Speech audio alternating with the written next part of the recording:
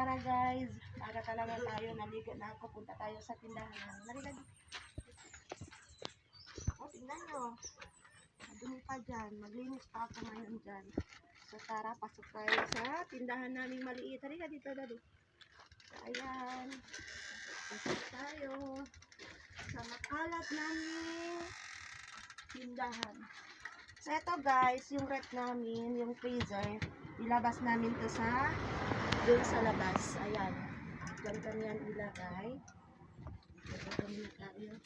Pasensya na kayo, sobrang kalat dito guys. Ayusin muna natin ito.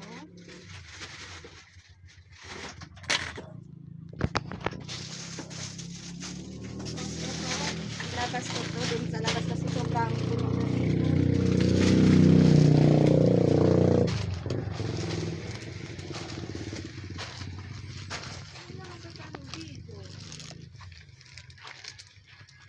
Hindi na ba ito ang dalipon eh? Ito kami naman dito. So, eto guys, ilabas ko din yung dito. Yan yung sa labas. Oh. Sini ka na liyon dito po nyo. Hindi. Ayan. Kasi hindi na klaro dito sa floor guys. Oh, daddy. Si Ariba, kita tulad dito.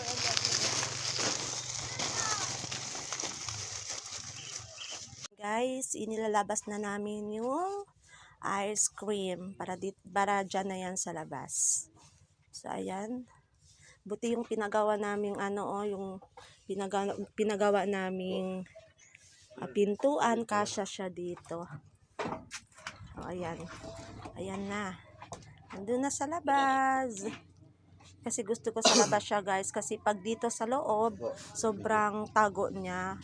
Hindi alam ng mga tao na may ice cream kami. So, ayan. Ayan guys, nakalabas na yung ice cream namin.